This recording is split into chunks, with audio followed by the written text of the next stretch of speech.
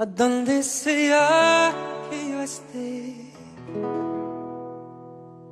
Tu corazón alcanzaré y una sonrisa en tu mirada. Bună ziua, dragi moșuri!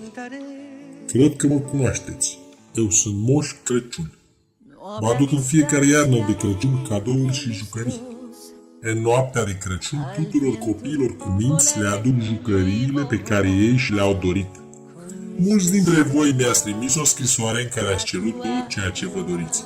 Spiridușii mei au citit toate scrisorile și au pregătit deja cadourile pentru copiii care au fost cu minți și ascultători, celor care au luat note mari la școală.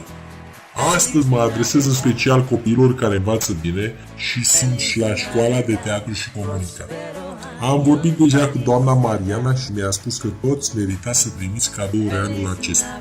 Pentru toți cei care nu au fost suficient de cuminți, le voi aduce anul viitor și lor, cu condiția să învețe mai bine și să-și asculte părinții.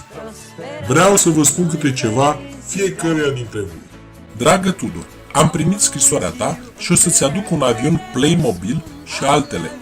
Aș dori însă să citești mai mult și să fii mai atent. Te îmbrățișez cu drag și îți urez sărbători fericite ție și familiei tale.